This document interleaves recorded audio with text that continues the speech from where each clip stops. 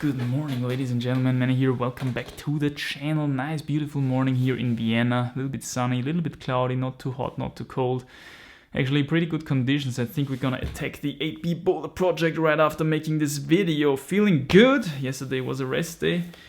But first of all, I want to answer a question that I get from time to time, and that is the one, Manny, how did you get to this fitness level? Did you have a coach? Do you have a coach? Do I need a coach to get to this level as well? So let's jump right into it. First of all, I want to answer the question. Yes, I do have a coach. I personally believe that after reaching a certain level in any kind of sport, you're gonna need at least some structure, some planning into your training, into your recovery, your injury prevention and stuff like that to be able to progress even beyond that. Now, where this level resides, grade-wise, when it comes to climbing, I cannot tell you because this is highly individually different, I believe. But yeah, that's just how it is. So that answers at the same time the second question: do you need a coach to get to this level as well? Yes, I believe you're gonna need a coach unless you are not super genetically gifted and can just do whatever the hell you want and get to this level basically just from alone without any planning. Now the question arises: who is my coach?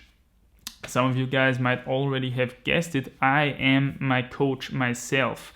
So I am self-coached. When it comes to sports and coaching, there are basically three different categories where athletes can reside in. And first of all, they can be uncoached, they can be self-coached, and then they can be second-person coached. That's how I call it, when there is a separate trainer who is not the athlete, when two people at the same time work on the progress of the athlete.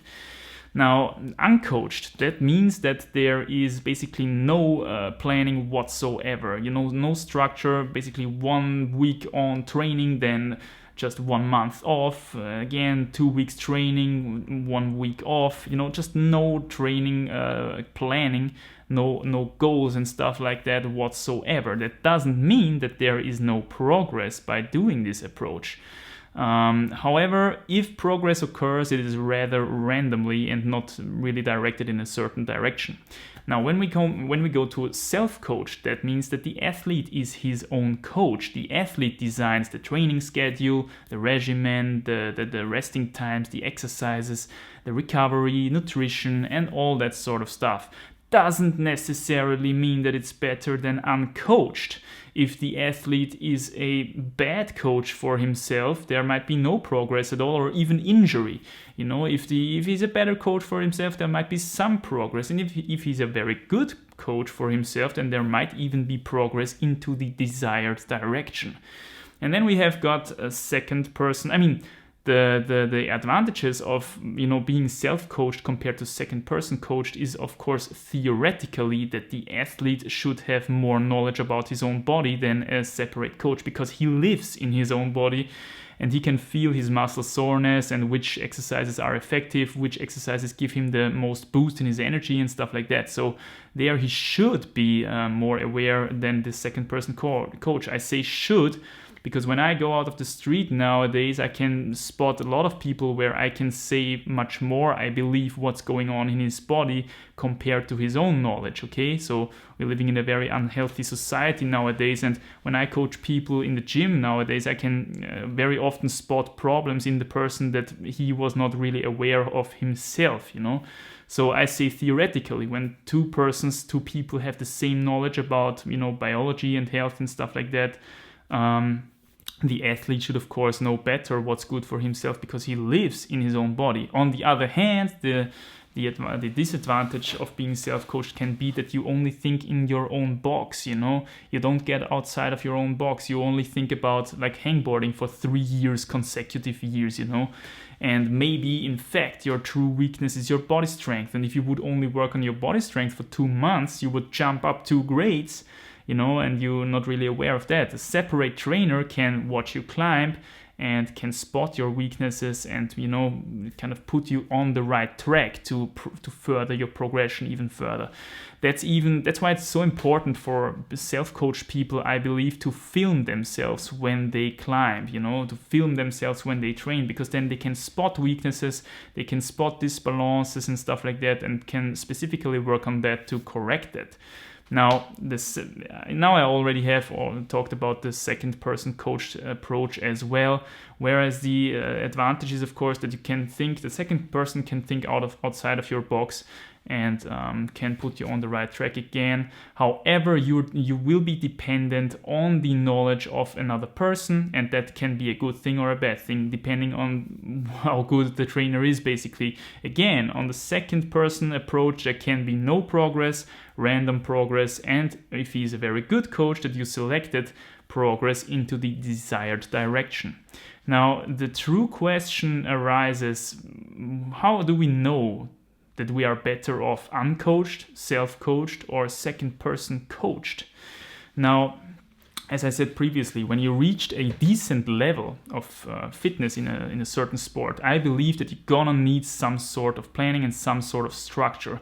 So really the only scenario where I can imagine that a completely uncoached approach could come somewhat close to a coached approach is the super bloody beginner level. Now, I'm saying this because when you put a super beginner on the climbing wall, he's gonna get better. It doesn't matter what he's doing, even if he's moving completely shitty all the time, doing bad technique, pumping off all the time, he's gonna get better because his forearms are gonna adapt to the stimulus. And that's why I always say to the beginners, get meters in, test out different disciplines of the sport, get outdoors, outdoor route climbing, outdoor bouldering, indoor route climbing, indoor bouldering, get a lot of meters in to adapt your body to the sport. This is the scenario where an uncoached approach can come close to a coached approach if you're a super beginner. However, not in all sports. This might be true for climbing and something like running, for example, where you only basically have to start to run and you're gonna get better, okay? You're gonna get more endurance. When we talk about tennis or stuff like that, where you need to have this kind of certain technique on how to move your racket, to even be able to start playing, to start practicing, in this case, a coached approach might be useful, a second person coached approach, where a coach can show you how to move this stuff, showing you the technique, and then you can start practicing from there on alone, okay? Sometimes when we talk about certain sports, there is this kind of beginner step, or I imagine in golf it's the same, okay? You need to know how to move this kind of thing to even start practicing. Not so with climbing though. You can basically start hitting the wall and get better instantly. Now, once we've reached this level, this certain level where a completely random approach, uncoached approach is not enough anymore to progress any further, we can ask ourselves the question, is it better to be self-coached or is it better to have a second-person coached approach? Now, to answer this question, we at the same time have to determine how can a coach actually help you. I think any coach has basically two tools how he can facilitate the progress of any athlete. And the first tool here is knowledge, and the second tool is motivation. Now it's getting interesting because now you have to determine, is there someone around you who has more knowledge about the sport than you yourself? How can you determine that someone else has more knowledge than you? And here it comes to the first basic rule of self-development, of self-betterment, I would say, and that is only take advice from people who display the results that you desire in a drug-free manner and in a healthy manner, of course, okay? So if that is the case, if there is someone around you who is fitter than you, who is healthier than you, who doesn't take any drugs by doing so, there you go. There you've got your coach. Try to copy their behaviors, try to copy their training, and you will have at least some chance to at some point in time have the same results than this person has, of course. So another thing that I want to point out is when we talk about knowledge is very, very accessible nowadays, okay? There are so many training books about training for climbing out there like never before. I personally can recommend one, by the way. I never finished any of these books, I want to add here, apart from one, and that is 9 out of 10, or 9 out of 10 climbers make the same mistake, I think, by Dave McLeod or something he's called. I'll try to put a link down below if you want to check this out. This is highly recommended stuff. It's written in a very cool style, and as I said, I finished never a training for climbing book apart from this one, and it's actually a really good one, I think. So knowledge is very accessible nowadays. We've got also this channel, by the way. I'm pretty sure there is enough content on here in the meantime to get any complete noob to at least 8A boulder or 8A route. I'm pretty sure about that. You just need to browse all these training videos and all the additional tips and stuff like that. And being self-coached, I think that this should be actually possible if you're a decently healthy person and stuff like that. But apart from that, knowledge is very accessible nowadays, okay? So just because someone has the education of being a trainer, that doesn't necessarily mean that he knows much more about the sport than you, okay? Go by results. Go by results. If the person has the results themselves, then you can be sure that he's got to have at least somewhat of a plan what he's doing, okay? Now, when we talk about trainers, we also have to take into account, did the person have the results when he was younger, okay? Because some trainers are simply older, and this is actually not a bad thing, okay? Because if the trainer is older, then there's a good chance that you are not the first person that they are training, okay? They all might have already trained a couple of people, and they've got a little bit of practice with doing that. So an old trainer, just because an old trainer doesn't display the results himself anymore, doesn't necessarily mean that he's a bad trainer, but he should have displayed the results when he was fit and young and when he did the stuff himself, okay? Otherwise, you might be better off simply studying a training book and, trying stuff out yourself. So this is the knowledge part. The knowledge part, how a second-person trainer could help you more than you can help yourself. If you have someone around here, in your training gym and stuff like that, who you trust in such a way and who can do that basically, then the second person, if you have the money, of course, second person approach might be better for you than the self-coached approach. The second tool that any trainer has to facilitate the progress of the athlete, whether it's self-coached or not, is motivation. Now, if you cannot motivate yourself, then of course it is better to get some motivation from somewhere else. Now, how can I say that?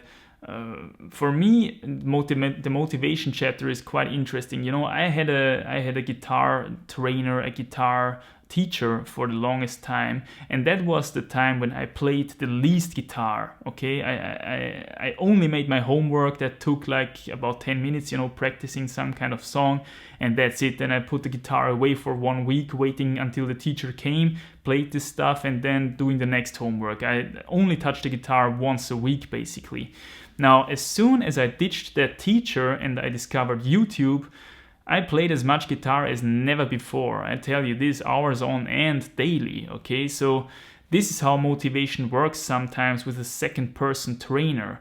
A second-person trainer can give you this kind of feeling of obligation, and when we humans get the feeling of obligation, we don't want to do it. We resist instinctively, okay? It's just like with homework in school. We didn't want to do homework no matter what. Now I even check these old school books from time to time, and it's just fun to solve these mathematic riddles, sometimes. So it's just when it's obligated from you to do something, then you don't want to do it. And this is, of course, again, highly individually different. This depends on the character of the athlete. Some of the people are going to be better motivated by a second-person trainer, and some people are really good at motivating themselves. And I, for myself, for example, know that I am a person that can motivate himself really, really well. And I always think, you're saying me that now, but in fact, I think that's better, That would happen a lot when I would get coached by a second-person trainer, I believe. So I'm rather self-coached here. Another thing that I want to mention when it comes to motivation, a second-person coach does not necessarily need to be a coach or a trainer per se. It can be, and this is very often very effective when it comes to climbing, a peer group. with whom you train together, okay? This can be so motivating and much more powerful than a coach that you pay to scream at your ass when you are finishing your last set on the system wall or something like that. If you have your peer group sitting behind you and shouting you up, that can be much more motivating than anything else, I tell you this much. And also in a peer group, you have this kind of competition, you know, getting stronger, who's getting stronger the fastest and stuff like that. There is hardly anything that is so motivating than a good peer group, and even the pros of nowadays know that. And of course, they train in these groups, you know, they have a coach as well, of course, who's watching the progress and stuff like that, but they train very often in these groups because they know it's very motivating and yields exceptionally good results. So these are all the thoughts that run into this question. Should I be self-coached? Should I be uncoached? Should I be second person coached? You know, ask yourself this: does the person display the results that you desire in a drug-free and healthy manner? And if this is the case, then you might have found someone who actually can help you. If it's not the case, you might be better off by getting the knowledge yourself and motivating yourself, you know, get some music into your ears and train your ass off, basically. So that's my opinion on the subject. I hope you've got something from it. I would be very happy to read your opinion, as always, of course, down below if you've got something from the video. Also, drop some likes and comments anyway, because it helps a lot, as you guys know. And now I think I'm gonna head out into the forest and attack the 8B project. I'm actually pretty psyched already. Yeah, I don't want to steal more of your time. See you soon in the next one. Stay strong, keep crushing. Bye.